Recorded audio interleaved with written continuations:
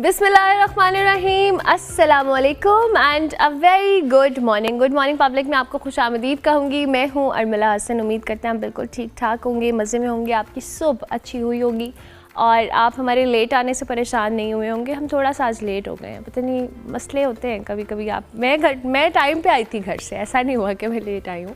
अच्छा जी, आज सुबह हमने जिस टॉपिक पे बात करनी है, कल भी हमने एक कंट्रोवर्शियल समहाउ टॉपिक के ऊपर डिस्कशन की थी, लेकिन आज अब एक और पाकिस्तान के अंदर ख़बरें इतनी ज़्यादा आ रही होती हैं ना, समझ नहीं आ रहा होता। मुतनाज़ यूट्यूबर रजब भट्ट और नदीम नानीवाला पाकिस्तान पहुँचे हैं।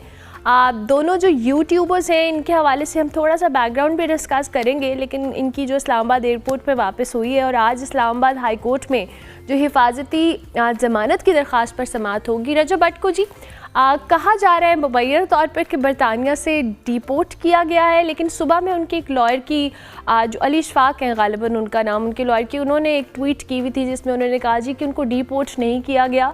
अब इस पे भी क्या चीज़ें हैं, इस पे आज हम अपने एक्सपर्ट से बात करेंगे जी। दोनों के ख़िलाफ़ जो गैम्बलिंग ऐप है उसका स्कैंडल और साइबर क्राइम समेत मुख्तलिफ मुकदमात दर्ज हैं और ये दोनों जब एयरपोर्ट पहुँचे हैं, आज इनकी पेशी होगी, इस पर क्या मामलात होंगे।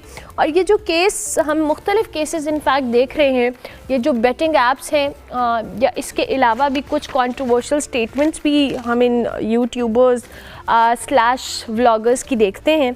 अच्छा जी, पाकिस्तान में जो उनको बरतानिया से इसलिए डिपोर्ट किया गया है, इसके मुताबिक कि उन्होंने 1.5 साल पहले वीज़ा फॉर्म में पाकिस्तान में ज़ेर समात केसेस ज़ाहिर करने की जो शिकायत की बुनियाद पे उनको हिरासत में लिया था और वीज़ा फॉर्म में मालूमात छुपाने के ऊपर रजब भट्ट का जो वीज़ा है उसको मनसूख किया गया है, जबकि नदीम नानीवाला चूँकि बरतानवी पासपोर्ट रखते हैं इसलिए उन्हें रिहा कर दिया गया था। इस वक्त हमारे साथ जो हमारे गेस्ट मौजूद हैं, मोहम्मद तला मुश्ताक, माहिर कानून है और क्रिमिनल लॉ एक्सपर्ट है, उनको हम खुश आमदीद कहेंगे। अस्सलाम वालेकुम, कैसे हम? अल्हम्दुलिल्लाह, आप कैसी हैं? बिल्कुल ठीक, थैंक यू वेरी मच तला साहब, बहुत शुक्रिया कि आपने हमें ज्वाइन किया। हमें थोड़ा सा इस केस के बैकग्राउंड के हवाले से भी आई वांट कि बताइएगा, और सेकेंडली ये जो डिपोर्ट होना या ना होने वाला मामला है, क्योंकि मैं आपके साथ ये ऑफर डिस्कस करी थी कि उनके लॉयर की भी एक मैंने ट्वीट देखी है। तो बेसिकली NCCIA जो national cyber crime investigating agency है, उसने 13 जून को इन यूट्यूबर्स को एक बुलाया था अपने पास, इंक्वायरी स्टार्ट की थी कि आप आके इसके अंदर अपना जवाब दें, जो इन्होंने नहीं दिया, जिसके बाद से एक FIR हो जाती है रजब भट्ट के ख़िलाफ़ भी और जो दूसरे नदीम हैं उनके ख़िलाफ़ भी, और इवेंचुअली उसके अंदर इनके प्रोक्लेम्ड ऑफेंडर्स ये होते हैं क्योंकि ये पेशी पे नहीं जाते और ये चले जाते हैं UK। जब ये UK जाते हैं, UK में अनोनिमस टिप आती है बरतानवी हुकूमत को कि इनके ख़िलाफ़ देयर वर सर्टन FIRs जो पीछे पाकिस्तान में इनके ख़िलाफ़ थी, जो उन्होंने अपनी वीज़ा फॉर्म में छुपाई हैं, और कुछ टेरर लिंक्स भी बताए गए कि कुछ टेरर ऑर्गेनाइजेशन के साथ इनके लिंक्स हैं। जब इनको बरतानवी हुकूमत ने बुलाया और देखा, इनको इंटरव्यू किया दोनों को, तो उसमें पता चला कि दे वर बोथ इनोसेंट जो उनके ख़िलाफ़ इल्ज़ामात लगाए गए थे। लेकिन ये नज़र आया कि रजब भट्ट के जो वीज़ा फॉर्म थे उसके अंदर देयर वर सर्टन इशूज़, और वो इशूज़ क्या थे कि कुछ FIRs छुपाई गई थी जब उन्होंने अपना वीज़ा अप्लाई किया था, उस फॉर्म के ऊपर उनको कंसील किया। On the basis of that उनका वीज़ा जो 2027 तक वैलिड था, that was rescinded, yes, and it was cancelled by the British government. And for the same purpose he was told to go back to Pakistan. उन्हें कुछ time दिया गया कि आपने इस टाइम के अंदर पाकिस्तान हर सूरत वापस जाना है। Now that is also a form of deputation. Deputation ज़रूरी नहीं कि आपको पकड़कर जहाज़ में बिठा दिया जाए। हमारी डेफिनेशन डेपुटेशन की यही है नॉर्मली लोगों की। तो जो दूसरे इनके साथ मौसूफ हैं नदीम, वो क्योंकि बरतानवी सिटीज़न हैं तो उनको, और जो एलिगेशंस थे वो बेबुनियाद निकले, तो उनको वैसे ही रिहा कर दिया गया। ठीक है। तो खैर अब दोनों ने इस्लामाबाद हाई कोर्ट नॉक किया प्रोटेक्टिव बेल के लिए, और उन दोनों को प्रोटेक्टिव बेल ग्रांट होगी इस्लामाबाद हाई कोर्ट से फॉर सर्टेन डेज, और आज उन दोनों ने इस्लामाबाद हाई कोर्ट उसी बेल की पेशी में हाजिर होंगे। अभी मुझे ये अपडेट भी टीम ने दी है कि राहदारी ज़मानत उनकी मंजूर हो गई है। सो आई थिंक कि ये अच्छा, अब ये जो कल हम डिस्कशन NCCA का आपने चूँकि जिक्र किया है, कल हम सादुर रहमान के हवाले से भी बात कर रहे थे। इन्वेस्टिगेशन जैसे वहाँ पर उनको जब ब्रिटिश गवर्नमेंट ने बुलाया, क्वेश्चंस हुए और फिर पता लगा कि एलिगेशंस जो थे वो दे वो फॉल्स। बट हमने पाकिस्तान के अंदर जो सादुर रहमान वाला केस देखा है तला साहब, उसमें भी ये वाली चीज़ बहुत इम्पॉर्टेंट रही कि इन्वेस्टिगेशन में लूपेंस थे और जिसकी वजह से एक मामले को बहुत तवील किया गया, उसमें जो कंट्रोवर्सीज़ निकली और सारा मामला कंट्रोवर्शियल रहा। ये भी एक चीज़ है कि हम इन्वेस्टिगेशन से लेकर ये सारे मामलात को कैसे मिस हैंडल कर रहे हैं समहाउ। आप बिल्कुल सही कह रही हैं। इसमें अब एक बहुत इंपॉर्टेंट चीज़ है कि रियासत का अपने शहरियों के साथ जो मुआहदा होता है बेसिकली, उसमें रियासत कहती है कि कुछ चीज़ें, ये कवानीन हैं जो आप फॉलो करेंगे और उसके बदले ये राइट्स हैं जो हम आपके ऊपर कन्फर करेंगे। तो there are lot of rights that we enjoy every day, right to life, right to freedom, right to do business, right. तो अब समझने की चीज़ ये है कि इसमें मेजॉरिटी जो राइट्स हैं they are absolute rights and then there are other rights जो क्वालिफाइंग राइट्स हैं। आपको जीने का हक भी एब्सोल्यूट राइट नहीं है। आपने किसी शख्स का कत्ल नहीं करना या कोई ऐसा जुर्म नहीं करना जिसकी सजाए मौत हो सकती है, तो आप जी सकते हैं फ्रीली, राइट। तो there are certain qualifying triggers उसके साथ मौजूद होते हैं। लेकिन एक ऐसी चीज़ है which is right to fair trial, जिसको एब्सोल्यूट राइट कहा जाता है।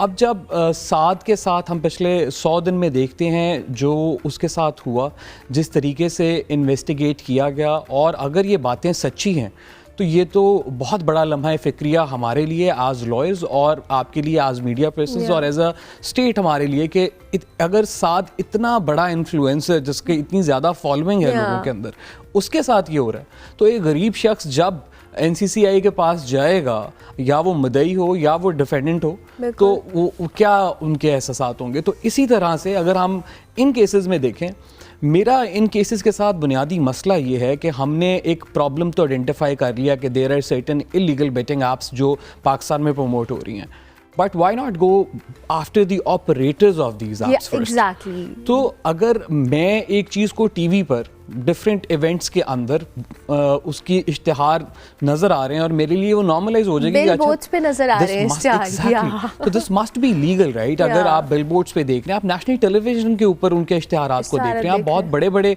मुल्की इवेंट्स के अंदर उनकी स्पॉन्सरशिप्स देख रहे हैं, और सेलिब्रिटीज को इंडोर्स करते हुए देख रहे हैं जिनको आपने अभी तक हाथ नहीं डाल सकते बिकॉज यू कांट। एग्जैक्टली। तो when we have seen that, why go after these people? क्योंकि एक अजम्पशन तो आ जाएगी कि इनका भी बोनाफाइड था, दे डिडंट नो कि ये इलीगल बैटिंग ऐप्स हैं। अच्छा, अब उसमें वो कौन सी ऐप्स हैं, वो बाइनोमो भी है, 1xBet भी है। अब वो क्या कहते क्या है कि हम SEC से रजिस्टर्ड हैं, क्योंकि अभी तक पाकिस्तान में कोई ऐसा मैकेनिज्म नहीं बना, तो हम इलीगल नहीं हैं, हम अभी तक रेगुलराइज नहीं हुए। बिल्कुल सही। तो बट अगैन, अब जब NCCI ने फैसला कर लिया कि ये इलीगल बैटिंग ऐप्स हैं and we have to go after them, तो उन लोगों की तरफ पहले क्यों जाना जो सिर्फ उसको प्रमोट कर रहे हैं? Why not go after people who are actual beneficiaries, जिन्होंने ये सारा पैसा लिया है लोगों से और उनको अपने बैंक्स में लेके, वो तो गालिबन कहाँ पर होंगे इस वक्त।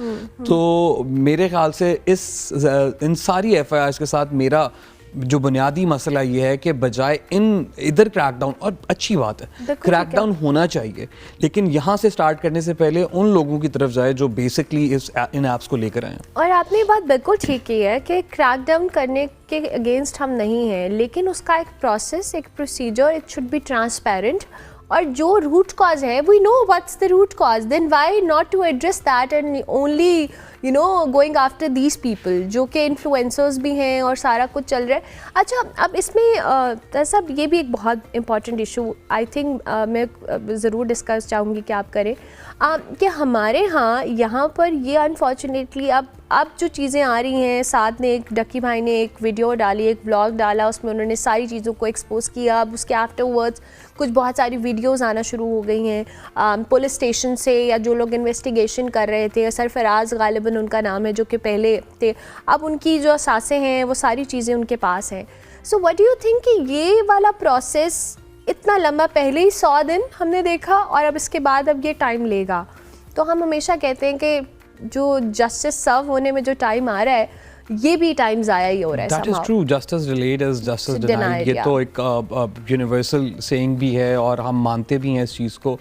I think there were certain people within NCCIA who were trying to become hero by you know apprehending certain people. Okay, तो वो चीज़ सामने उभर के भी आ रही है। और दूसरी चीज़ इसमें देखें, कानून ने अपना वक्त तो लेना है, but it's better late than never. अगर हमें अब ये चीज़ें नज़र आ रही हैं कि सर्टेन FIA के ऑफिशियल से रिकवरी हो रही है पैसों की, गालबन 4.5 CR की रिकवरी अभी तक हो चुकी है as per the media news. तो I think within very short span of time will see कि दूसरी तरफ भी ये मुकदमा चलेगा। FIA के जो केसेस हैं गालिबन उनमें टाइम वैसे भी कम लगता है, कोर्ट्स काफ़ी सीरियस होती हैं इन चीज़ों को लेकर। पाकिस्तान में इन रीसेंट टाइम्स हमने देखा है कि इसके ऊपर बहुत ज़्यादा काम कोर्ट्स की तरफ से और स्टेट की तरफ से किया गया है। नई कानून साजी भी की गई, पैका 2016 में आया, उसके बाद वो अमेंड होता रहा, 2025 में भी पैका अभी रीसेंट अमेंडमेंट्स थी।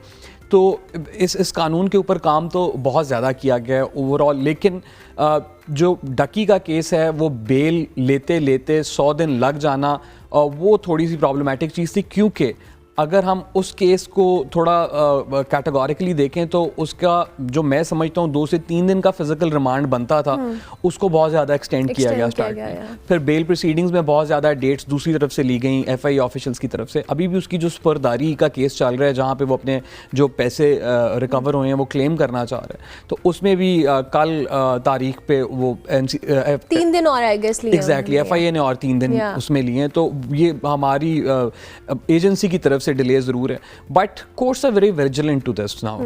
तो वो अब कोर्ट्स को भी ये समझ आ रहा है कि क्या मामला चल रहे हैं, कैसे चल रहे हैं। और I think in the time to come we'll see a lot more cases like these, जहाँ पर आपके सर्टेन अदारे जो मुकद्दस गाय बन के बैठी थी वो एक्सपोज होंगे और होते आ रहे हैं। और अभी तो इस केस में तो दोनों केसेस में इनफैक्ट आई बिलीव के एक्सपोज हुए हैं। इसमें ये वाली चीज़ भी अब समहाउ देखनी पड़ेगी कि हम जिन इदारों के ऊपर एज एन इन्वेस्टिगेटिव डिपेंड करते हैं, अगर उनकी क्रेडिबिलिटी के ऊपर सवालात उठ रहे हैं, तो वही बात है कि ये इतने इन्फ्लुएंशियल लोगों का ये हाल है, तो आम पब्लिक का इंटरेस्ट कैसे होगा? इसमें मैं थोड़ी सी बस एक चीज़ ऐड कर दूं कि देखें, साइबर क्राइम विंग पहले होता था FIA के अंदर, उसको डिसॉल्व करके NCCIA को बनाया गया इन रीसेंट टाइम्स। और उसको बनाने की मकसद भी ये था कि साइबर क्राइम विंग के अंदर बहुत से मसाइल चल रहे थे और एक ओवरहॉल किया गया।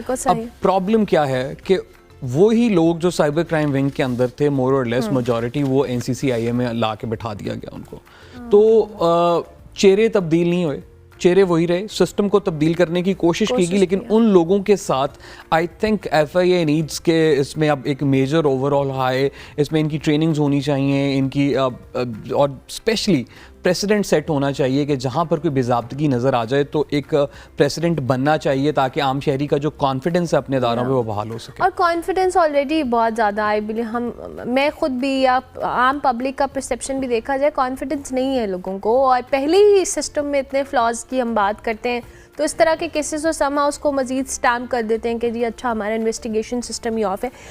ये रजब भट्ट वाले केस के अंदर अब इसके आगे प्रोसीडिंग क्या होगी? ये जो राहदारी ज़मानत मंजूर हुई है, इसके बाद तला क्या होने वाला है? अच्छा, इसमें अब बेसिकली प्रोटेक्टिव बेल की आज उनकी पेशी है। मैं प्रोटेक्टिव बेल का थोड़ा सा बता देता हूँ कि प्रोटेक्टिव बेल सेक्शन 498 CRPC का है, जिसके तहत कोई भी हाई कोर्ट, वो इस्लामाबाद की हाई कोर्ट हो, बलूचिस्तान की हाई कोर्ट हो, सिंध की हाई कोर्ट हो, पाकिस्तान के किसी भी शहरी को वो दे सकती है अगर वो समझे।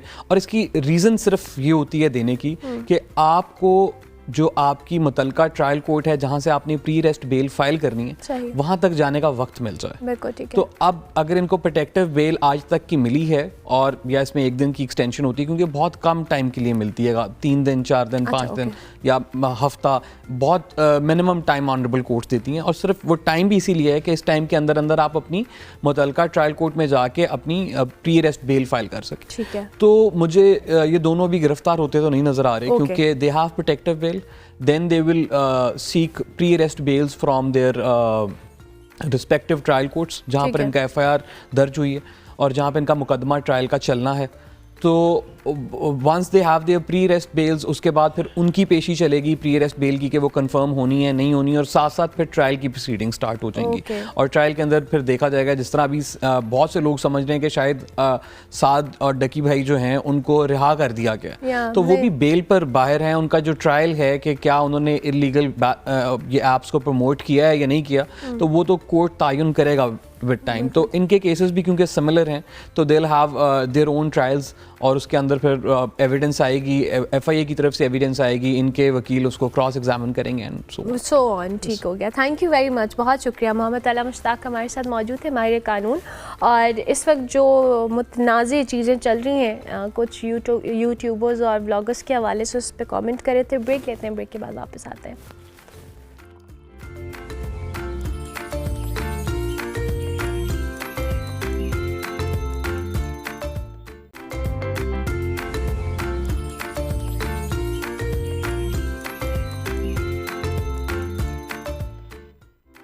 Welcome back to good morning public. जी ब्रेक के बाद वापस आ गए। अब हमारे साथ मौजूद हैं Olympian Sadaf Siddiqui, Pakistani women fitness और स्ट्रेंथ स्पोर्ट्स की शानदार एथलीट जिन्होंने आलमी सतह पर पाकिस्तान को रिप्रेजेंट किया है। सदफ सिद्दीकी ने ना सिर्फ जी नेशनल बल्कि इंटरनेशनल फिटनेस प्लेटफॉर्म्स पर भी पाकिस्तान का परचम बुलंद किया और हाल ही में सऊदी अरब में होने वाली जो world fitness challenge and body building championship में मास्टर्स कैटेगरी में ब्रॉन्ज मेडल जीता है और दुनिया को बताया है कि पाकिस्तानी ख़वातीन आलमी मयार की फ़िटनेस हो, महारत हो, टेक्निकल जो बर्तरी है वो रखने की मुकम्मल सलाहियत रखती हैं। इस आलमी इवेंट के अंदर जी 57 कंट्रीज़ के एथलीट्स ने पार्टिसिपेट किया था, जहां पाकिस्तानी खिलाड़ियों ने गैर मामूली महारत हो और नज़्म ज़ब्त के साथ अपनी काबिलियत को साबित किया। इस वक्त सदफ सिद्दीकी हमारे साथ मौजूद हैं, उनको हम खुश आमदीद कहेंगे। अस्सलाम वालेकुम Sadaf, thank you very much and congratulations इस जीत के लिए।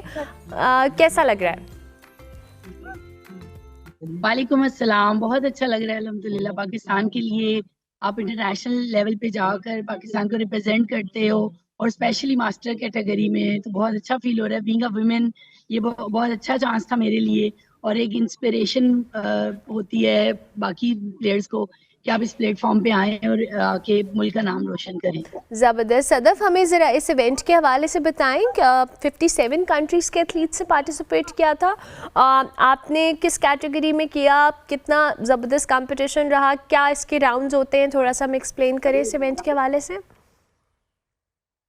जी, इस इवेंट में वैसे तो वर्ल्ड चैंपियनशिप थी, ऑल ओवर दी वर्ल्ड जो है वो कंट्रीज आए हुए थे, बट ये कि मेरे जिस कैटेगरी में मैं खेली उसमें मास्टर कैटेगरी थी इंडिविजुअल्स में, और उसमें मैंने अल्हम्दुलिल्लाह ब्राउन मेडल हासिल किया। और उसमें स्लोवाकिया की लड़कियां, बार्सिलोना की बहुत सारी टीम्स थी और बहरीन की सारी कंट्रीज आए हुए थे। और उस टाइम बंदा कंपटीशन में बिजी होता नहीं पता होता, एस्टोरिया और इराक, ईरान, बहुत सारी कंट्रीज थे। तो आप बता रही बहुत बहुत अच्छा फील हुआ कि वहाँ पे जाके पाकिस्तान के लिए कुछ करना। ज़बरदस्त। तो सदफ, आप मुझे ये बताएं कि आपने जो अपनी फ़िटनेस है या दीगर चीज़ें हैं उस पर आप किस तरह से वर्किंग करती हैं, और ज़ाहिर है ये जो स्ट्रेंथ ट्रेनिंग और ये सारी चीज़ें करना इटसेल्फ एज ए वेमेन भी बड़ा चैलेंजिंग होता है। सो अपनी प्रैक्टिसेस के हवाले से बताएं कि आप कैसे मेक श्योर करती हैं अपनी ट्रेनिंग को।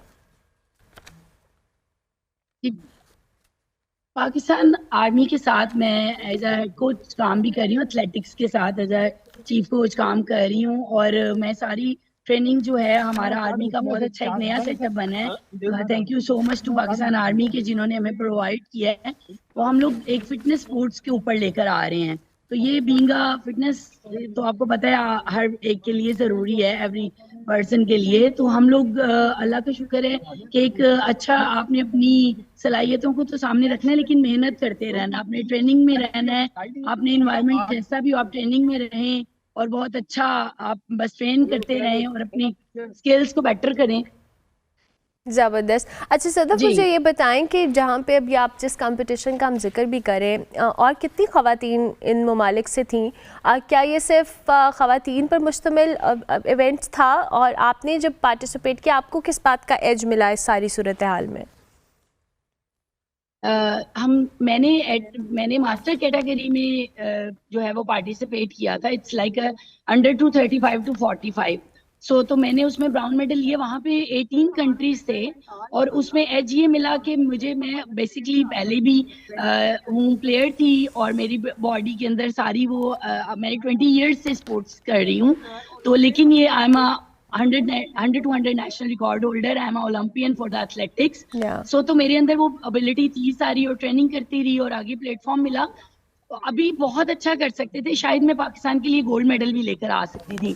बट हम लोगों के वहां पे इंटरनेशनल लेवल पे हमारे ए ग्रुप, बी सी, बहुत सारे ग्रुप्स के बाद, लाइक हीट्स के बाद फाइनल्स में आए हैं और उसके बाद कॉम्पीट किया और ठीक था अल्हम्दुलिल्लाह। ज़बरदस्त। लेकिन होप्स हो कि नेक्स्ट में ट्रेनिंग करने के बाद और अच्छा पाकिस्तान के लिए गोल्ड मेडल जीत के लाऊं। इंशाल्लाह फॉर श्योर आप जीतेंगी। हमारे लिए यही गोल्ड मेडल है आपका कि आप पाकिस्तान को रिप्रेजेंट करेंगे इंटरनेशनली, और आप जितनी स्ट्रेंथ और फिटनेस और अपने करियर को लेके चल रही हैं। इन द एंड सदफ, हमारे प्लेटफॉर्म से बहुत सारी ख़वातीन आपको देख रही होंगी जो कि आपसे इंस्पिरेशन लेना चाहती होंगी, आप ही की तरह बनना चाहती होंगी। उन्हें कुछ कहना चाहें? जी, बहुत सारे हर्डल्स आते हैं विमेंस के लिए, तो बहुत सारे हर्डल्स आएंगे, बट आपने अपना गोल सेट कर लेना है और कंपटीशन आप लोगों ने बहुत अच्छे तरीके से बस अपनी फोकस रखना है, लोगों की बातों में नहीं आना। थैंक यू वेरी मच, बहुत शुक्रिया Sadaf, thank you very much. Sadaf Siddiqui हमारे साथ मौजूद थी जी। ये एथलीट हैं और इन्होंने इस वक्त सऊदी अरब के अंदर जो एक कंपटीशन हुआ उसमें पार्टिसिपेट किया और पाकिस्तान के लिए ब्रॉन्ज मेडल जीता। हम ब्रेक लेंगे, ब्रेक के बाद वापस आएंगे।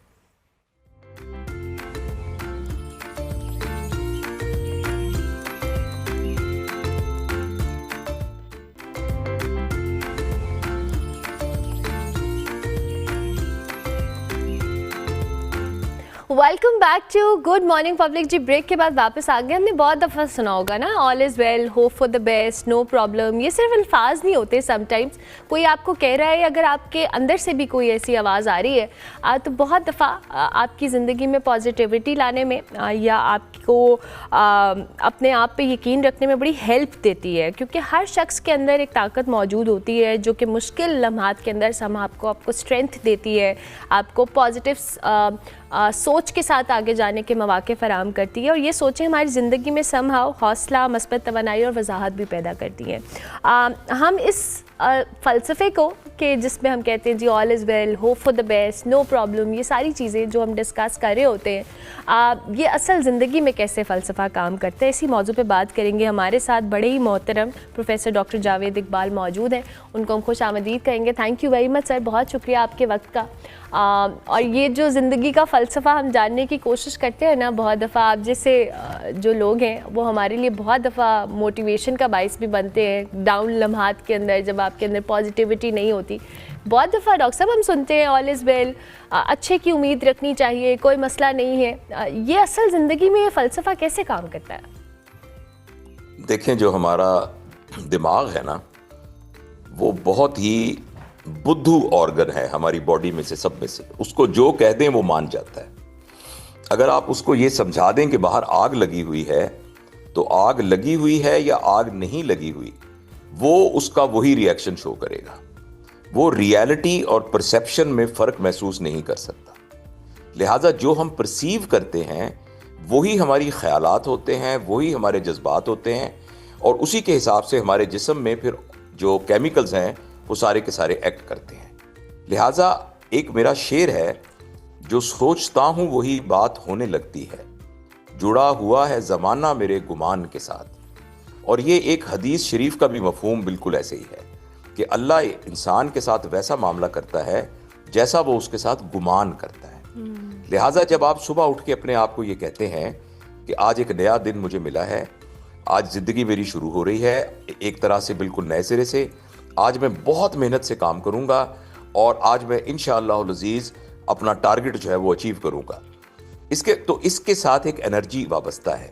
आपका दिमाग, जो मैंने बताया था, बहुत बुद्धू सा ऑर्गन है बिल्कुल, और हमारा नौकर है। वो फौरन कहता है यस मास्टर। तो जो आप कहते हैं वो उसके मुताबिक हालात क्रिएट करना शुरू कर देता है कि जिसमें आप मेहनत से काम करना शुरू कर देते हैं, जद्दोजहद करना शुरू कर देते हैं।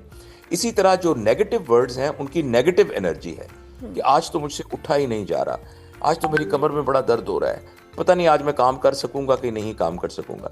तो इन अल्फाज की नेगेटिव एनर्जी है, तो आपका ब्रेन बिल्कुल कहेगा यस मास्टर, और उसी तरह से उसके ऊपर अमल करने की कोशिश करना शुरू कर देगा। ये अपने लिए भी उतना ही अहम है और ये दूसरों के लिए भी उतना ही अहम है। इसको अफर्मेशन कहते हैं। अफर्मेशन का मतलब ये है कि आप अपने आप को यकीन दिलाते हैं और दूसरों को यकीन दिलाते हैं कि उनमें वो तवानाई, वो एनर्जी मौजूद है जिसके ज़रिए से वो काम कर सकते हैं। तो जैसा आपने कहा, ये इन अल्फाज का बहुत लेकिन ख़ास तौर पर अगर ये अल्फाज दिल से भी कहे जाएं, आप इसको महसूस करके कहें, फील करके ये बात कहें। ऐसे ही जैसे होता है ना, जी बताइए आपका क्या हाल है, तो क्या हमारा ये मकसद होता है पूछने का उसका हाल, या वैसे ही हमने एक सरसरी तौर पे कह दिया होता है? लेकिन अगर आपको वाकई किसी की बहुत फिक्र है और आप उसे कहें कि प्लीज़ मुझे बताइए आपका क्या हाल है, तो उसका जो एनर्जी होगी वो एनर्जी उसमें ट्रांसफ़र होगी। तो ये तमाम चीज़ें जो हैं जो हमारे मुंह से निकलती हैं, ये बहुत असर अंगेज़ होती हैं और बहुत इनका फ़ायदा होता है। अच्छा, फिर सब जैसे आपने भी बात की है कि हर एक का परसीव करने का अंदाज़ बड़ा मुख्तलिफ होता है। हम अक्सर देखते हैं जी, सुबह उठे हैं, कोई एक चीज़ ज़िंदगी में अगर ख़राब हो गई है, कोई गलत हो gई है, तो हम समझते हैं, ये हमारा माइंड मेकअप हो जाता है जी कि आज तो पूरा दिन ही ख़राब हो गया ना, आज हमारे साथ ये हो गया। अगर हम ट्रैफिक पे फंस गए या हमारी किसी से रोड रेज में मसला हो गया, तो हमने उस चीज़ को ही अपने हवास पे सवार रखना है, लेकिन हम उसको ठीक करने भी की समहाउ कोशिश नहीं करते। ये मेंटल स्ट्रेंथ कहाँ से आती है या हमारे अंदर है, हम उसको आइडेंटिफाई नहीं कर पाते कि अगर खुदा ना खास्ता कुछ बुरा हुआ है तो इसका ये मतलब नहीं है कि ज़िंदगी में सब बुरा है। और ये ओवरऑल इन जनरल लाइफ के बारे में भी है।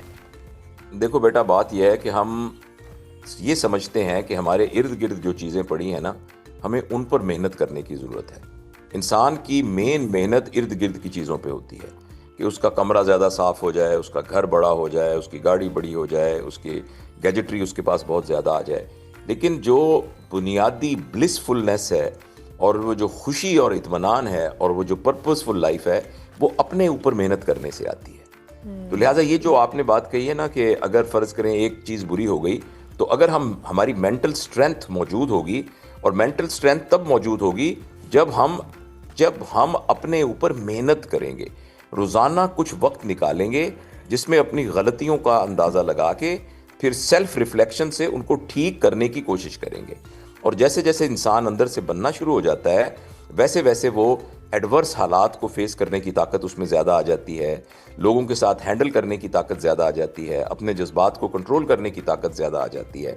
तो इसलिए ये बहुत ज़रूरी है कि हम सब अपने ऊपर मेहनत करें और मेरा अगला दिन मेरी बेटर वर्शन हो पिछले दिन के मुकाबले में। बिल्कुल ठीक है। अभी आपने इमोशनल कहा, मैं आपसे ज़रूर जानना चाहूँगी, मैं अपनी जनरेशन में भी देखूँ और अब आगे भी बहुत सारे लोग जहाँ पे इमोशनली वेल अवेयर हैं, अपनी जो स्ट्रेंथ्स हैं या वीकनेसेस हैं उसके हवाले से, बहुत सारे लोग नहीं भी होते। प्रोफेसर साहब, हमारी जो इमोशनल अवेयरनेस है वो विद टाइम बहुत जगहों के ऊपर हमें लगता है कि नहीं, हम उस चीज़ को सही तरीके से आइडेंटिफाई नहीं कर पा रहे हैं। हर जनरेशन के अपने डिफरेंट चैलेंजेस और मसाइल होते हैं। आई बिलीव आपके अपने होंगे, मेरे अपने, आइंदा आने वाली जनरेशन्स के और होंगे। आप अपनी इमोशनल हेल्थ के हवाले से वेल अवेयर होना, हाउ इम्पॉर्टेंट इट इज़? देखिए, बात यह है कि हमारा जो पूरी दुनिया के साथ ताल्लुक़ है ना, इर्द गिर्द के लोगों के साथ, इस ताल्लुक़ की बुनियाद हमारे इमोशंस हैं। और ये समझना चाहिए कि इमोशंस होते क्या हैं। इमोशंस हमारे थॉट का रिफ्लेक्शन होते हैं। आपके बारे में अगर मेरे दिल में अच्छी थॉट है तो मेरे इमोशंस आपके बारे में अच्छे होंगे। आपके बारे में मेरे दिल में कोई नेगेटिव थॉट है तो नेगेटिव इमोशंस होंगे। फ़र्ज़ करें मैं ऑफेंडेड हूँ आपसे, तो मेरे इमोशन गुस्से के होंगे, मेरे इमोशन जो हैं वो यानी नाराज़गी के होंगे। तो ये जो हमारे इमोशंस हैं, इनको हम एक्चुअली कंट्रोल नहीं कर सकते, क्योंकि ये एक्चुअल नहीं होते, ये शैडोज ऑफ दी थॉट्स होते हैं। जिस चीज़ को हम कंट्रोल कर सकते हैं वो हमारी थॉट्स हैं, और ये सारा झगड़ा जो है ना वो इन थॉट्स का ही है। किसी के बारे में, किसी सिचुएशन के बारे में, किसी शख्स के बारे में, किसी सिनेरियो के बारे में, किसी हालात के बारे में, जो भी हमारा थॉट प्रोसेस होता है वो डिटरमिन करता है कि हम किस तरीके से बिहेव करेंगे। तो आपने तो कहा ना कि बहुत सारे लोग इमोशनली इंटेलिजेंट होते हैं। एक्चुअली बहुत सारे लोग इमोशनली इंटेलिजेंट नहीं होते। इस दुनिया में सारे जितने झगड़े हो रहे हैं वो इसीलिए हो रहे हैं कि हमें मालूम नहीं होता कि किस मौके पर हमने क्या बात कर देनी है, किस मौके पर क्या। आप देखिए, दुनिया की लड़ाइयाँ इस बात पर होती हैं कि फलां मुल्क के सदर ने एक ट्वीट किया था, उस ट्वीट के ऊपर हमले हो जाते हैं और बम गिरा दिए जाते हैं, सिर्फ ट्वीट के ऊपर। हमारे ये शाम को जो आपके टीवी प्रोग्राम्स में शाम को जो सारे टॉक शो हो रहे होते हैं, वो सिर्फ ये हो रहे होते हैं, उसने उस वक्त ये बात कही थी। तो वो सिर्फ बात का कहना था, लेकिन उस बात के कहने की इतनी पावर है कि उस बात के कहने के ऊपर बड़े बड़े फैसले सारे हो जाते हैं। तो इसलिए बहुत ज़रूरी है कि हम अंदर से बने हुए हों, अपने थॉट्स के ऊपर नज़र रखें, हमारा थॉट प्रोसेस अनऑब्जर्व्ड ना हो। वो लोग जो गुस्से में होते हैं, वो लोग जो अपने आप को संभाल नहीं सकते, जो स्ट्रेस में रहते हैं, डिप्रेशन में रहते हैं, उनका सिर्फ बाकी मसाइल के अलावा एक मसला ये होता है कि उनका थॉट प्रोसेस ऑब्जर्व्ड नहीं होता। वो अपने थॉट प्रोसेस को ऑब्जर्व नहीं कर रहे होते, जिसकी वजह से थॉट्स उनको कंट्रोल कर रही होती हैं। लेकिन अगर अपने थॉट प्रोसेस को ऑब्जर्व करने लग जाएं तो हम थॉट्स को कंट्रोल करने लग जाएंगे। तो लिहाजा जितने भी बुरे हालात हों, जितना भी मसला हो, उसके अंदर कोई ना कोई भलाई की सूरत तो होती है ना। आखिर बिल्कुल कोई ना कोई तो भलाई की सूरत होती है। अच्छा प्रोफेसर साहब, अब मेरा सवाल, चूंकि हम पहले पॉजिटिव थिंकिंग और पॉजिटिविटी की बात कर रहे थे, how important it is to have to be surrounded by good people, जिनकी एनर्जी, जिनकी जो पॉजिटिविटी है वो समहाउ आपकी लाइफ में कुछ वैल्यू ऐड करे। अनफॉर्चुनेटली हम अभी तक बहुत सारे लोग ये आइडेंटिफाई नहीं कर सकते कि हमारे जो इनर सर्कल है या हमारे इर्द गिर्द जो लोग हैं फैमिली के अलावा, वो कितने इम्पॉर्टेंट हैं इस एस्पेक्ट में कि वो आपकी लाइफ में पॉजिटिविटी भी ला सकते हैं। अगर उनकी एनर्जीज नेगेटिव हैं तो वो आपके पूरे एक लाइफ के इकोसिस्टम को भी समहाउ डिस्टर्ब कर सकते हैं। आप खुशबू की दुकान के सामने से गुजरे ना, तो थोड़ी देर बाद आप में भी थोड़ी सी खुशबू आनी शुरू हो जाएगी। और आप अगर एक कोयलों की भट्टी के पास से गुजरे ना, तो कुछ अरसे बाद अपने ये माथे पे हाथ डालेंगे तो वो उसमें कालक लगी होगी थोड़ी सी। वो तो जिस माहौल में हम रहते हैं, बंदा उस माहौल का बंदा होता है, तो इसमें तो कोई शक नहीं है।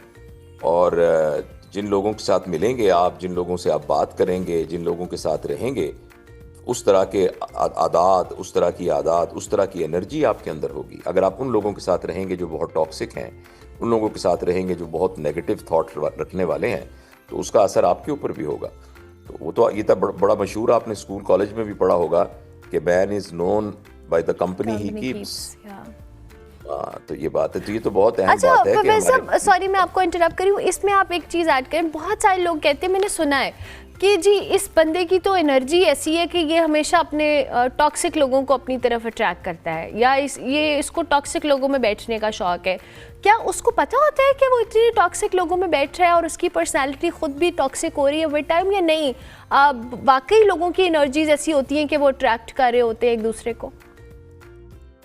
अगर मैं आपको एक मिसाल देता हूँ। फ़र्ज़ करें आप गोल्फ खेलना किसी नए शहर में जाएं और आपको गोल्फ खेलने का शौक हो, तो कुछ अर्से के बाद ना आपके दोस्त वही बन जाएंगे जो गोल्फ खेलने वाले लोग होंगे। अगर एक शख्स नशा करता है ना और किसी नए मोहल्ले में भी आया है, तो कुछ अरसे के बाद वो उन्हीं लोगों को ढूंढ लेगा जो 4 नशे करने वाले होंगे और वो चौक में इकट्ठे खड़े होकर सिगरेट पी रहे होंगे। तो ये तो एक बड़ा कुदरती अमर है कि एनर्जीज जो है वो एक दूसरे को अट्रैक्ट करती हैं। अगर आप किसी फ़र्ज़ करें अगर आप तहज्जुद पढ़ने लग जाए ना, तो कुछ अरसे के आपको बात पता लगेगा कि बहुत सारे लोग तहज्जुद पढ़ते हैं, बहुत सारे लोग तहज्जुद पढ़ते हैं। आप कोई भी काम करने लग जाएंगे तो आपको ये लगेगा कि आप जैसे लोग इर्द गिर्द बहुत ज़्यादा मौजूद हैं और कई लोग आपसे बहुत बेहतर मौजूद हैं।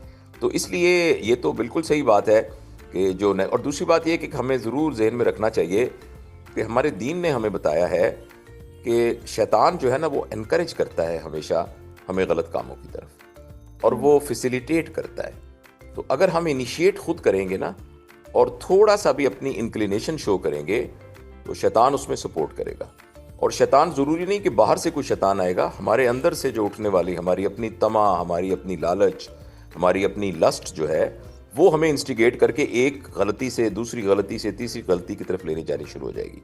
और इसी तरह अगर हम किसी सही रास्ते पर चलना शुरू करेंगे तो फिर हमारी सही रास्ते पे असिस्टेंस होनी शुरू हो जाएगी, हमें उस तरह के मावन मिलना शुरू हो जाएंगे, उस तरह के लोग मिलना शुरू हो जाएंगे जो हमें सही रास्ते पे असिस्ट करेंगे। तो ये बहुत ज़रूरी है कि हम किन लोगों को अपने साथ रखते हैं और किन लोगों के साथ हम रहते हैं।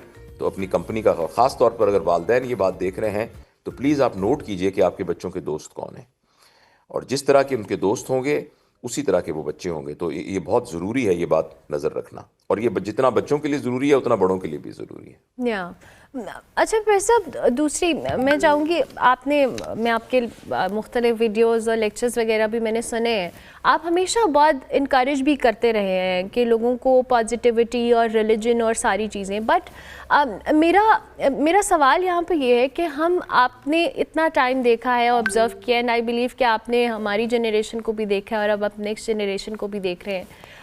ये जो हम डिप्रेशन, एंजाइटी, ये बहुत सारी चीज़ें ना बहुत कैजुअली डिस्कस कर रहे होते हैं कि फ़लाने को ये डिप्रेशन हो गया, फ़लाने को एंजाइटी हो गई, बट आपकी ऑब्जर्वेशन के मुताबिक ये सब क्यों है? क्या इसमें हमारी सिर्फ रिलीजन से दूरी है, हमारी सोशल लाइफ है, हमारा लाइफस्टाइल है, या हमने अपने आप को जदीद दौर के अंदर, इसके सिस्टम के अंदर इतना उलझा लिया है? कौन से इंपॉर्टेंट फैक्टर्स आप समझते हैं कि जिनको एड्रेस किया जाना चाहिए, कि जो इतना कैजुअली हम कह देते हैं ना कि फ़लाना डिप्रेशन में चला गया या फ़लाने को ये मसला हो गया? देखो बेटा, अगर आज से 50 साल पहले भी हम ये प्रोग्राम कर रहे होते ना, तो आपका इंट्रो एग्जैक्टली यही होता कि ये जो आज का जदीद ज़माना आया है, इस ज़माने में जो प्रॉब्लम हुए हैं तो उसके बारे में बताइए। कि तो हर ज़माने वालों को ये लगता है कि शायद ये जो हमारा ज़माना है ना, ये पहले ज़माने से बहुत मुख्तलिफ ज़माना हो गया। ये बात सही है कि हर ज़माने में चैलेंजेस डिफरेंट आते हैं, लेकिन ये कि इंसान तो एक ही है ना, वो एक ही तरह से उसका थॉट प्रोसेस है, एक ही तरीके से उसकी सारे केमिकल्स काम करते हैं।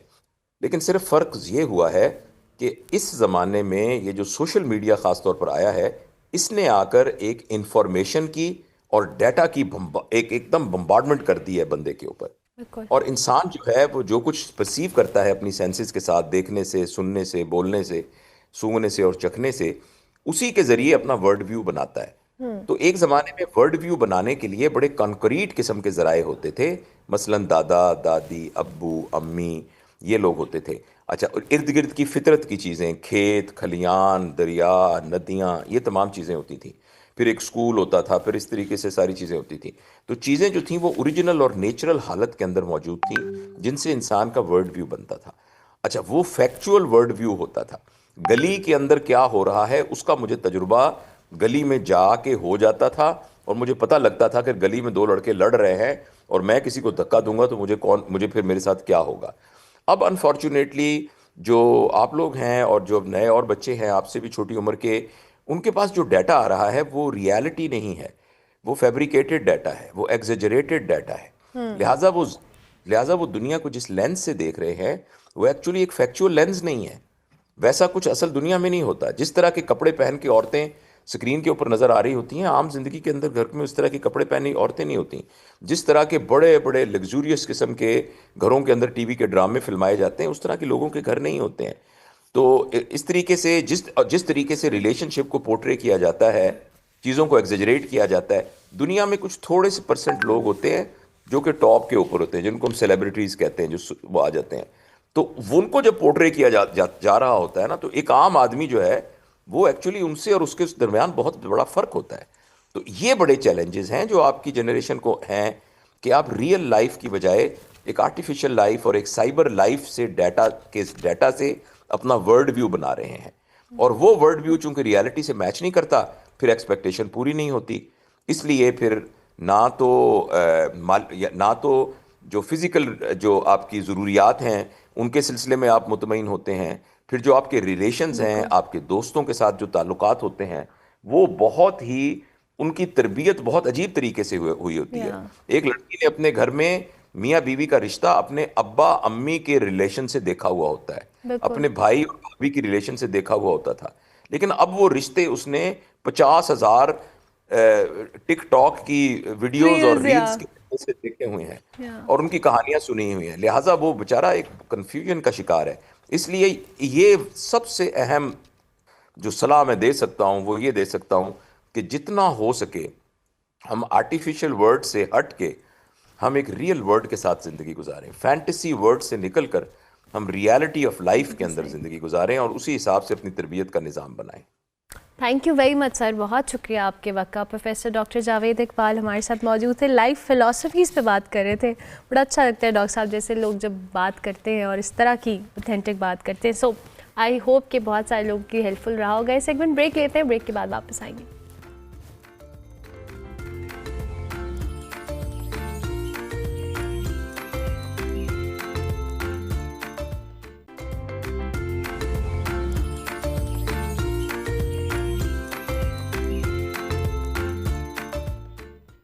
Welcome back to good morning public जी। ब्रेक के बाद वापस आ गए हैं। बात करेंगे पाकिस्तान में पानी की जो किल्लत है और बिगड़ती हुई वाटर गवर्नेंस के जो बहरान है, उसके जो चैलेंजेस अभी अपनी जगह पे मौजूद हैं, जिसका वाज़ेह सबूत जी एशियाई जो तरक्याती बैंक की ताज़ा तरीन वाटर डेवलपमेंट आउटलुक रिपोर्ट है। रिपोर्ट के मुताबिक मुल्क की 80% आबादी को पीने के लिए साफ़ पानी मैसर नहीं है और फ़ीकस पानी की जो मकदार है 1972 से 2030 के दरमियान 3500 क्यूबिक मीटर से कम होकर 1100 क्यूबिक मीटर रह गई है। रिपोर्ट ये भी वाज़ेह करती है कि पाकिस्तान को सिर्फ पानी के निज़ाम की गवर्नेंस बेहतर करने के लिए अगले 10 बरस में 35 से 42 अरब डॉलर की ज़रूरत है, जबकि शहरी आबादी में सालाना 10% जो इजाफा है, इसने पहले से जो एक फरसूदा किस्म का इंफ्रास्ट्रक्चर है, आलूदा वाटर लाइन्स है, अर्बन फ्लडिंग जैसे मसाइल को मज़ीद चैलेंजिंग कर दिया है। पाकिस्तान जैसे मुल्क में जहाँ पानी का मसला हर गुजरते साल के साथ शिद्दत इख्तियार कर रहा है, ये जानना बहुत ज़रूरी है कि बहरान की तह में असल मसला है क्या और इसको किस तरीके से एड्रेस किया जाना चाहिए और कैसे किया जाना चाहिए। मुनव्वर हसन हमारे साथ मौजूद हैं, प्रोग्राम मैनेजर हैं वाटर एड इंटरनेशनल के, उनको हम खुशामदीद करेंगे। Thank you very much Munawwar Hasan sahab, बहुत शुक्रिया आपके वक्त का। ये जो भी हम जिस रिपोर्ट का जिक्र कर रहे हैं और पानी पीने के मसाइल, ये जो रिपोर्ट कहती है जी कि 80% लोगों को पीने का साफ़ पानी भी मैसर नहीं है और हम पानी के मसले के ऊपर किस हद तक सीरियस हैं, हमारी प्रायोरिटीज़ क्या हैं, मैं चाहूँगी ज़रा आइडेंटिफाई कीजिएगा इन चीज़ों को। बहुत शुक्रिया। ये रिपोर्ट बड़ी आई ओपनिंग है और क्योंकि पानी के मसले पे हम बहुत अरसे से बात भी कर रहे हैं, लेकिन अजीब बात यह है कि मुझे याद आ रहा है कि ये 1985 की जो असेंबली थी, 86 में मैं कह सकता हूँ, मतलब वो नॉन पार्टीजन बेसिस पे थी और उसमें महबूबुल हक साहब जो इकोनॉमिस्ट थे हमारे पाकिस्तान के, उन्होंने उस ज़माने में इंडिकेट किया था कि आपकी डेवलपमेंट तब दुनिया को नज़र आएगी जब आपके जो टैप्स हैं, घर के जो नलके हैं, वहाँ से पानी जो आएगा वो साफ़ होगा। अब ये 1985 और आज हम 2025 में बैठ के उसी बात को दोहरा रहे हैं कि हम वहीं खड़े हुए हैं जहाँ 30-35 या 40 साल पहले खड़े थे। मेरे ख्याल में पाकिस्तान के जो पानी के मसाइल हैं उनमें सबसे बड़ा मसला गवर्नेंस का ही है, जैसे इस रिपोर्ट में बताया गया है, क्योंकि हमारे पास पॉलिसीज बेतहाशा हैं तकरीबन हर सेक्टर के लिए। एक तो हमने ओवरऑल वाटर पॉलिसी बनाई हुई है, फिर हमने ड्रिंकिंग वाटर पॉलिसी अलग बनाई हुई है, और इसी तरह से फिर हम जब इंटीग्रेटेड वाटर रिसोर्स मैनेजमेंट की बात करते हैं तो वहाँ पे आके हम ज़रा रुक जाते हैं, क्योंकि हमारे पॉलिसीज़ बन गई।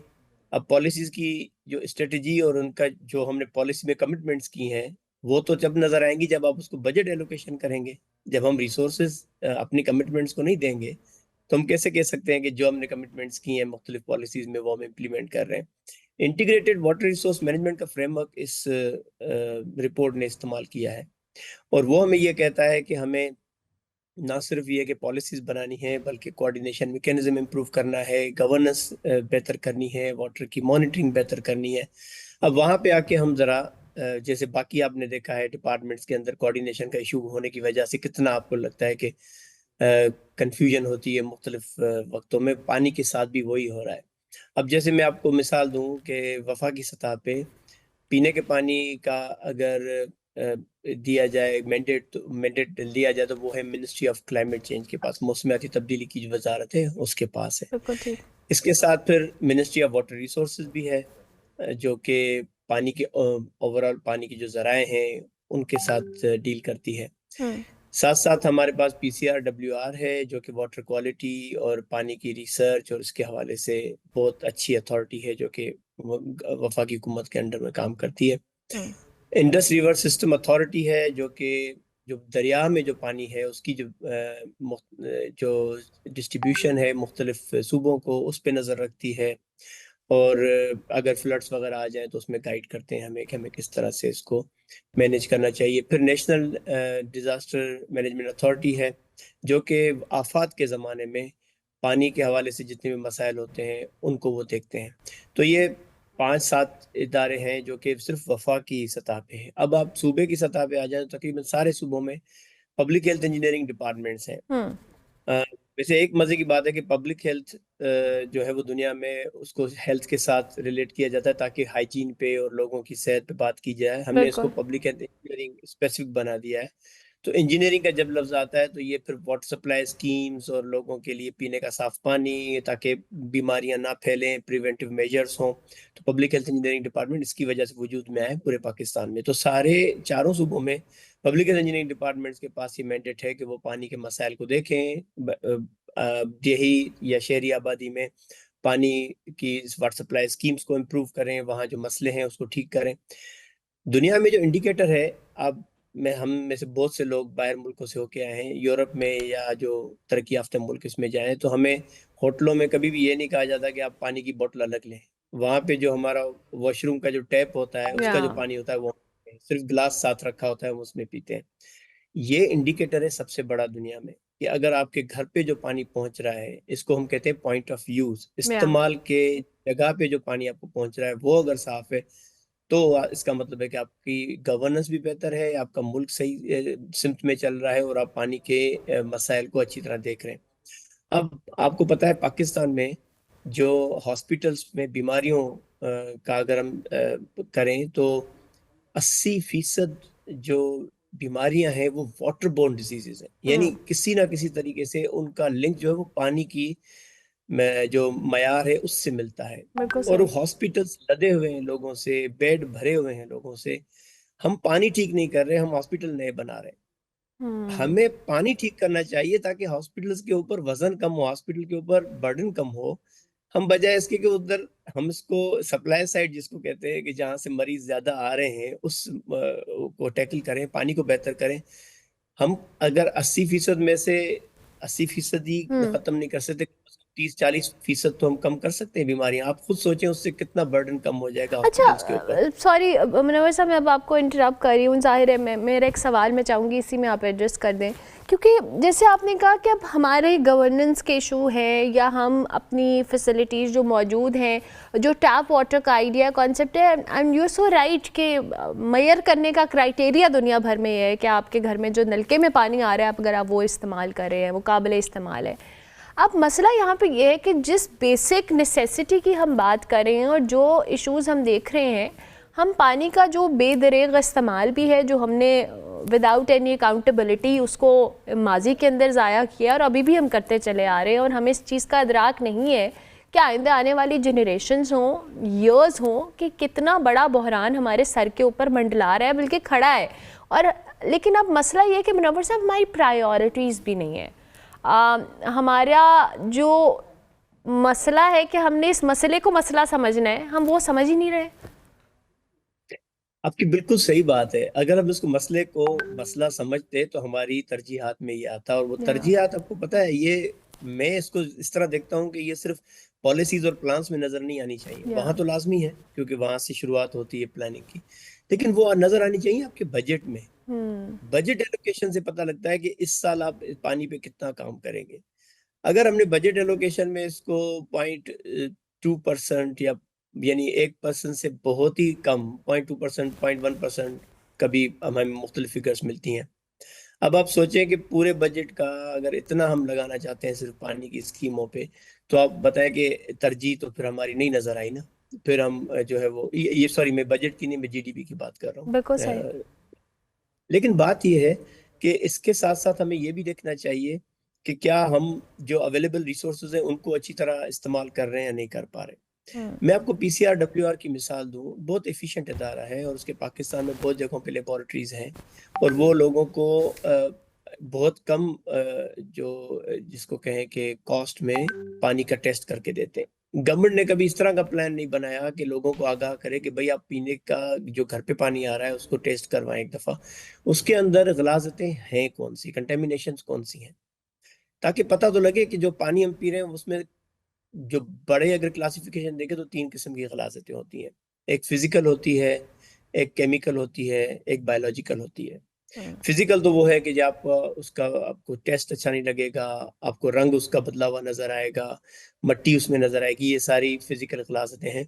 लेकिन अगर जब केमिकल और बायोलॉजिकल पर आते हैं, वो ऐसी गलाजतें हैं जो काफी दफा वो नजर नहीं आती। पानी आपको बड़ा साफ नजर आता है, आप देख के बड़ा साफ पानी है। आर्सेनिक बड़ा कॉमन है पाकिस्तान में, आर्सेनिक नजर ही नहीं। पानी भी बिल्कुल साफ नजर आता है, लेकिन आर्सेनिक ऐसी चीज है कि आप 20-25 साल वही पानी अगर इस्तेमाल करें तो कैंसर के खतरात बहुत ज्यादा बढ़ जाते हैं। इस तरह से बायोलॉजिकल है, वो इतने माइक्रो ऑर्गेनिजम्स हैं कि वो पानी में आपको कभी आंख से नजर नहीं आएंगे, लेकिन बात यह है कि उसको टेस्ट करने से पता लग जाता है कि पानी में बायोलॉजिकल कंटेमिनेशन है। बिल्कुल ठीक। हमें ये देखना चाहिए, उस वही डिटरमिन करेगा कि हमारा पानी किस सोर्स से किस तरह का आ रहा है। अच्छा, ये एक बात होगी। उसके बाद है कि पानी के पाइपलाइंस और पानी का निज़ाम, हमने जितने भी हमारे पानी सब मुहैया करने के इदारे हैं, सारों को हमने एडॉक पे रखा हुआ है पानी का। ये मैं सारे शहरों की बात कर रहा हूँ, कोई ठीक है। एक्सेप्शन नहीं है, वो इस्लामाबाद हो, लाहौर हो, पेशावर हो, कोयटा हो, कराची बिल्कुल हो। सही। पानी के इदारों की पाइपलाइंस जो बहुत साल पहले बिछाई गई, अब क्योंकि वो लोहे की पाइपलाइंस थी, वो गली है, तो उनका जो पानी है वो, अब आपको पता है कि पानी के प्रेशर की वजह से लोग मोटरें आमतौर पे घरों में या चलाते हैं पानी करने के लिए। जैसे ही पानी वो खींचती हैं, तो जो सीवरेज की लाइन साथ साथ जा रही है, उसका जो लीक किया हुआ पानी वो भी इसमें पीने के शामिल पानी, हो। इतना बड़ा मसला है ये लोगों का। सॉरी, बिल्कुल आपको ठीक है। सुन के थोड़ी सी हैरत होगी कि इस्लामाबाद में भी ये मसला है। इस्लामाबाद में तो भी इशू है। इस्लामाबाद में भी ये इशू है। तो जो सेक्टर्स जहाँ पे पाइपलाइंस आज से 35-30 साल पहले डाली गई, आज वहां पे इत्तेफाक की बात है कि मुझे खुद हैरत होती है प्लानिंग देख के कि पानी की पाइपलाइन के वाओ, साथ साथ पाइपलाइन भी जा रही है, और जैसे वो भी गटर मसला उबलते है। हैं। मतलब जो पुराने इंफ्रास्ट्रक्चर का तो हम कह ही रहे हैं, जो 20-25 साल पुराने हैं वो वाला सिस्टम भी ख़राब है माशाल्लाह। चलें जी, thank you very much sir, बहुत शुक्रिया आपके वक्त की कमी थी, लेकिन स्टिल आपने बड़े अच्छे तरीके से एक्सप्लेन किया कि हमारी प्रायोरिटीज़ का मसला है, और ये पानी का मसला छोटा मसला नहीं है। ये आइंदा आने वाले सालों में, महीनों में, इनफैक्ट जितनी हम चेंजेस देख रहे हैं, रैपिड चेंजेस देख रहे हैं, ये इतना बड़ा इशू बन सकता है, और इनफैक्ट है भी इस वक्त के 80% लोग अगर पीने के साफ पानी से उनको मुहैया नहीं हो रहा, तो इमेजिन कि क्या सूरत हाल है। ब्रेक लेते हैं, ब्रेक के बाद वापस आते हैं।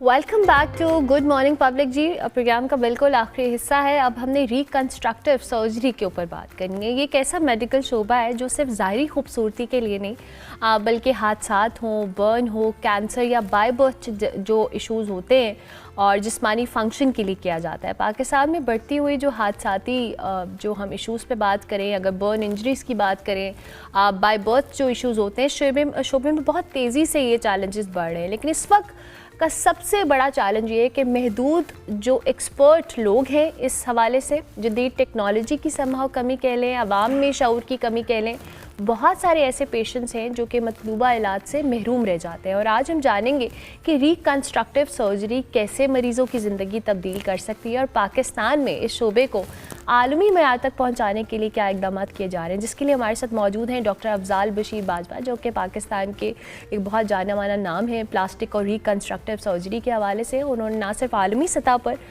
रिसर्च अवार्ड्स भी अपने नाम किए, बल्कि पाकिस्तान में हज़ारों पेशेंट्स को फ्री रिकंस्ट्रक्टिव सर्जरी के ज़रिए एक नई ज़िंदगी भी दी है। और तकरीबन 19 जो मेडिकल डिवाइसेस हैं उसके मौजूद भी हैं। इनको हम खुशामदीद करेंगे। Thank you very much doctor साहब, बहुत शुक्रिया आपके वक्त का। डॉक्टर साहब, ये जो रिकंस्ट्रक्टिव सर्जरीज़ हैं, हमारे माइंड में ये होता है जी प्लास्टिक सर्जरीज़ और ये सब चल रहा है, लेकिन बहुत सारे ऐसे इश्यूज़ हैं जिसमें इसने लोगों की ज़िंदगियाँ बदली हैं। रियली वांट कि आप इसको थोड़ा सा हमारे देखने वालों के लिए एक्सप्लेन करें। एग्जैक्टली, एक्चुअली प्लास्टिक सर्जरी एक समझ लें एक नाम ड्राइव्ड है फ्रॉम ग्रीक वर्ड प्लास्टिकोज से। इसका मतलब होता है टू मोल्ड समथिंग और टू मेक समथिंग बेटर। तो इसमें बेसिकली किसी भी आस्पेक्ट में बॉडी में जब ख़राबी होती है, उसको जिस तरह आप अभी नाज़रीन को बता रही थी कि जी एक्सीडेंट हो गया, कोई ट्रॉमा हो गया, बर्थ डिफेक्ट हो गया, इवन सबसे बड़ी जो मेरे पास केसेस आते हैं बर्न के, अब डिफॉर्मिटी हो गई है और लाइक एजिंग भी तो डिफॉर्म कर रही होती है। तो इसमें कहीं पे भी कोई जो चेंजेस प्रोड्यूस करनी है वो प्लास्टिक सर्जरी है, और उसका जो पर्टिकुलरली आस्पेक्ट रिकंस्ट्रक्टिव है वो स्पेशली इसलिए डिज़ाइंड है कि जी जो कोई चीज़ पहले से ख़राब हो गई है ड्यू टू एक्सीडेंट या बर्थ डिफेक्ट की वजह से या बर्न की वजह से, तो उसको हम एजिंग को हम एस्थेटिक सर्जरी में डाल देते हैं टू सम एक्सटेंट, हालांकि वो भी रिकंस्ट्रक्टिव ही है, बट जो पर्टिकुलर रिकंस्ट्रक्टिव का लफ्ज़ इस्तेमाल होता है वो इसलिए है कि हम बर्न को, ट्रॉमा को और बर्थ डिफेक्ट्स को रिकंस्ट्रक्ट करें, उनको नॉर्मल के करीब ले आएँ। और ये बेसिकली समझ लें कि इसमें बड़ी जिद्दत आ गई है। अब चूँकि मीडिया का भी बड़ा रोल है, लोगों को पता भी होता है छोटे छोटे डिफेक्ट्स हों तो दे प्रेजेंट। सिर्फ ये नहीं है कि कोई बड़ा डिफेक्ट आ गया तो आ गया, लोग छोटे छोटे इश्यूज़ के साथ भी आते हैं। लेकिन जो गाड़ी के, मैं अपने नाज़रीन को समझाने के लिए कहूँगा कि गाड़ी का खुदा न खासा एक्सीडेंट होता है और जो डेंटिंग और पेंटर का काम होता है ना, वो बॉडी पे एक्सीडेंट के बाद प्लास्टिक्स एंड रिकंस्ट्रक्टिव सर्जन का काम होता है। बिल्कुल बिल्कुल, आई बिलीव।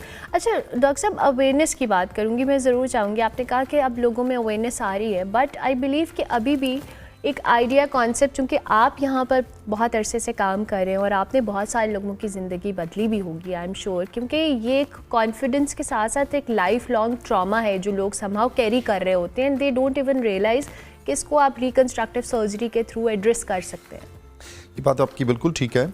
अभी भी बेशुमार लोग आते हैं जो हैरानगी से पूछते हैं कि अच्छा ये हो सकता है, या और फिर हम उनको कहते हैं कि नहीं, ये तो रूटीन की बात है, हम इसको कर सकते हैं, इसको नॉर्मल के करीब ले सकते हैं। और ये बात आपकी ठीक है। मैं पिछले कोई 18 साल से अपनी मदर के लिए अपनी होम टाउन में जाता हूँ। पसरूर एक जगह है, सियालकोट की तहसील है, तो वहाँ मैं हर संडे को अपनी मदर के लिए कैंप करता हूँ। फिर यहाँ लाहौर में भी ज़ाहिर है, फिर इवन प्रिजन्स के अंदर जेल में मैंने काम किया है, मैं वहाँ फ्री ऑफ कॉस्ट कैंप्स करता हूँ। और जिस तरह बाहर लोग हैं, इसी तरह जेल के अंदर भी इसी तरह लोगों के इश्यूज़ हैं, वो भी लिविंग ह्यूमन बीइंग है। कुछ बाहर से वो अपने जब जेल के अंदर जाते हैं तो उनके इश्यूज़ उसी तरह के होते हैं, और कुछ फिर वहाँ जाके कोई अगर कोई किसी की को लड़ पड़ते हैं या कोई इस तरह की तो कटपट होती है, तो उसमें फिर रिकंस्ट्रक्टिव सर्जन का काम आता है। और ये मैं पिछले कोई जेल के अंदर 13 साल से और पसूर में कोई 18 साल से कर रहा हूँ। और इसमें होता यह है कि जो बॉडी के टिश्यूज़ कट जाते हैं उनको रिकंस्ट्रक्ट किया जाता है, और जो लॉस हो जाते हैं, अब लॉस का एक तरीका है, जैसे एक्सीडेंट हुआ और दरमियान में कुछ हिस्सा ख़त्म हो गया, या सम टाइम कोई लाइक हाई स्पीड इंजरीज़ है उसमें, या कोई ऐसा कोई ये जो कटिंग वाले काम लोग करते हैं, दरवाजे बनाते हैं इस तरह के, तो उसमें उंगलियां हाथ कट जाते हैं। आपने देखा किताब कितनी अच्छी साफ़ चारों तरफ से कटी होती है, ये एक कटर होता है जिसमें वो एक बंदा जो काम कर रहा होता है मशीन पे वो आगे, तो उसमें कई दफ़े एक्सीडेंटली लोगों की उंगलियां हाथ अलहदा हो जाती हैं। तो ये आते हैं मेरे पास, और इंटरेस्टिंगली जो हिस्सा कट के अलहदा हो जाता है उसमें 6 घंटे तक ज़िंदगी रहती है। अच्छा। और अगर वो 6 आवर्स के अंदर हमारे पास प्रेजेंट कर लेता है इन एवरेज। गर्मियों में थोड़ा टाइम कम होता है, सर्दियों में चूँकि पुट्रिफिकेशन और जो डिके का प्रोसेस है वो थोड़ा स्लो होता है, तो 7-8 आवर्स भी सम टाइम मिल जाते हैं। और ये अगर 6 आवर इन एवरेज पेशेंट आ जाता है तो मैं उसको लगा देता हूँ और वो फिर चल भी जाते हैं और फंक्शन भी करते हैं। ये भी रिकंस्ट्रक्शन का पार्ट है। फिर जिस तरह बर्न की मैंने बात की, तो बर्न 2 दफ़े रिकंस्ट्रक्ट होता है। एक उस वक्त जब बर्न का प्रोसेस हुआ और पेशेंट अभी ज़ख्मों के साथ आ गया, बिल्कुल ठीक है। अब उस वक्त उसकी रिकंस्ट्रक्शन करना, उसको उसके ज़ख्मों को ठीक करना, उस पर सम टाइम गोश्त लगाना पड़ता है, सम टाइम पट्टियाँ होती हैं, तो दैट रिमेन्स वेरी नाइस। इसी तरह जब फिर वो ठीक हो जाता है, फिर पेशेंट चला जाता है, कुछ देर के बाद फिर उसको थोड़ा सा वो स्टेबल होता है, तो फिर उसके जो निशान हैं, उसकी जो कॉन्ट्रैक्चर्स हैं, उसके जो मोटे मोटे बर्न के स्कार्स होते हैं वो आपने देखे होंगे, तो उनको रिकंस्ट्रक्ट करना, फिर ये सेकंड फेज़ होती है। इसी तरह बर्थ डिफेक्ट्स हैं, उसमें विजिबल डिफेक्ट सम टाइम होते हैं, होंठ के, तालू के, ये हाथों के, पेशाब की नाली के, ये पाँव के, तो ये सारे जो डिफेक्ट्स हैं ये भी रिकंस्ट्रक्ट किए जाते हैं। फिर कुछ ऐसे डिफेक्ट्स हैं जो हम खुद क्रिएट करते हैं। आप हैरान होंगी कि खुद कैसे क्रिएट करते हैं। अगर खुदा न खास्ता किसी जगह पे कैंसर हो गया, लाइक स्किन कैंसर्स, तो ये सारे के सारे जो स्किन कैंसर होते हैं ये भी रिकंस्ट्रक्टिव सर्जन का काम है, प्लास्टिक सर्जरी में आते हैं। It's a very good, very big field.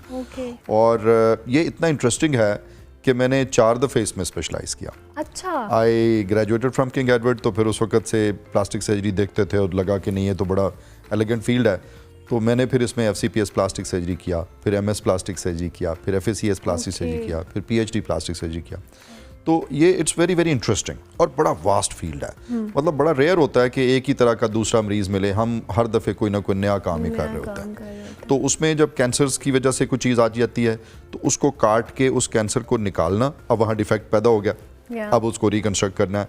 और ये सम टाइम फेस के होते हैं, हाथों के होते हैं, और उन हिस्सों को फिर काट के पहले निकालना, ट्यूमर फ्री करना, और फिर गोश्त से उस हिस्से को ऐसे बनाना कि it should look normal as another way of reconstruction. Imagine के कितने लोगों की, और ये कितना सेटिस्फाइंग काम है कि किसी की ऐसी चीज़ आप उसको ठीक कर रहे हैं। 100% ये बिल्कुल ऐसे ही फील होता है जैसे बंदा जब किसी को देखता है ना, उसकी स्माइल। और कई दफ़े पेशेंट्स आते हैं जिनके हाथ कटे हुए छपरों में आए थे, में लगाए होते हैं। अब वो आते हैं, वो साथ में उन्होंने कोई ना कोई मिठाई का डब्बा पकड़ा होता है, कोई ना कोई फूल पकड़े होते हैं, और ऐसी फीलिंग होती है कि बंदे को लगता है कि ज़िंदगी का मकसद अचीव हो गया। और आप, अल्लाह ताला ने आपके हाथ में अगर ये शफा दी है तो ये इट्स अ ब्लेसिंग सर। ये बहुत सारे लोगों की, यू नेवर नो कि किसकी क्या चीज़ है जो आपको अल्लाह ने सबब बनाया हुआ है। अच्छा सर, मैं थोड़ा सा आपकी इन डिवाइसेस के हवाले से भी जानना चाहूँगी। पेटेंट की एक टर्मिनोलॉजी भी हम ऑफ एयर डिस्कस करें, रियली वांट कि आप इसको एग्जैक्टली, एक्चुअली पेटेंट इज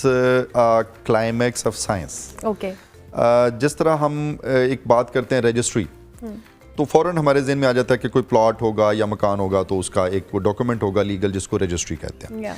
इसी तरह जब कोई इन्वेंशन होती है तो उसको इंटेलेक्चुअल प्रॉपर्टी कहते हैं। ये भी बिल्कुल उसी तरह प्रॉपर्टी है जैसे हमारी कुछ चीज़ें हम लेते हैं स्टेट की, वो चीज़ें।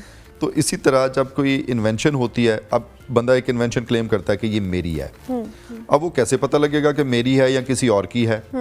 तो उसके लिए होता है कि एक इदारा होता है, हर मुल्क का एक गवर्नमेंट का एक इंस्टीट्यूट होता है, उसे पेटेंट ऑर्गेनाइजेशन कहते हैं। पाकिस्तान का IPO है, इस तरह US का USPTO है, इसी तरह पूरी वर्ल्ड का जो होता है मुख्तलिफ कंट्रीज़ के ऑर्गेनाइजेशन, उसे WIPO है, वर्ल्ड इंटेलेक्चुअल प्रॉपर्टी ऑर्गेनाइजेशन। अब जब आप एक चीज़ इन्वेंट करते हैं, आप समझते हैं कि ये मेरी है, it's having no one's else involvement, तो आप उस इदारे को अप्लाई करते हैं। उसका प्रॉपर एक फॉर्मेट होता है, उसमें आप लिखते हैं, उसके स्केचेस बनाते हैं, उसको प्रेजेंट करते हैं। वो फिर उसको इवेल्यूएट करते हैं कि क्या वाकई आपकी है, उस तरह की कहीं और की नहीं, आपने कोई छापा तो नहीं मार लिया, या कहीं से कोई उठा के तो नहीं आप क्लेम कर रहे कि किसी और मुल्क में किसी की और आप क्लेम कर रहे हो। जब वो उसको एनालाइज कर लेते हैं और एक ख़ास लेवल तक ले जाते हैं, उस नहज पे जाके फिर वो आपको एक सर्टिफाई करते हैं, उसको पेटेंट कहते हैं। Patent mean it's your property and it's your invention. तो अल्लाह का शुक्र है, अल्हम्दुलिल्लाह, I have got with 19 inventions by my name. यहाँ पाकिस्तान में भी IPO के साथ रजिस्टर हैं, दे आल्सो विद USPTO। ये एक्चुअली डिवाइसेस हैं जो कि प्लास्टिक सर्जरी के मुख्तलिफ ऑपरेशंस में इस्तेमाल होते हैं। एज ए एंड यूज़र या एज ए सर्जन आप कह लें, जब कहीं ऑपरेट करते हो मुझे लगता है कि ये स्टेप थोड़ा सा डिफ़िकल्ट है, तो एक आदत बन गई है कि मैं थोड़ा सा उसको देखता हूँ बैठ के कि अच्छा क्या इस स्टेप को हम आसान कर सकते हैं। अगर आसान कर सकते हैं तो उसके लिए क्या कोई आइडियली अवेलेबल इंस्ट्रूमेंट है, अगर है तो perfectly good, I fetch that, नहीं तो यू इन्वेंट, और नहीं है तो मैं उसको डिज़ाइन कर लेता हूँ। So this is basically how the invention goes on. ज़बरदस्त। और जहाँ तक बात है कि ये हाउ वी कैन परपैचुएट इट, तो मैं एक्चुअली अपने स्टूडेंट्स को भी अब बताता हूँ कि यार आप जब कोई चीज़ करते हैं तो इसको हम देसी लफ्ज़ों में कहते हैं जुगाड़। बिल्कुल सही। अब being Asians and particularly from Indo Pak, we are having lot of जुगाड़ होता है। अब वो एक दफ़े काम हो जाता है, उसके बाद हम उसे भूल जाते हैं। ऑनेस्टली स्पीकिंग, कई दफ़े जुगाड़ इतना इम्पॉर्टेंट होता है कि आप कहते हैं वाह ये तो लाइफ चेंज कर सकता है। बिल्कुल सही। और इसके लिए मेरा बड़ा एक फेमस लेक्चर है जो मैं पाकिस्तान में, मेरा वो लेक्चर जब मैं देता हूँ तो दैट इज़ फ्रॉम जुगाड़ से पेटेंट का सफ़र। ठीक है जी। And same was translated lecture when I delivered in Olympia London.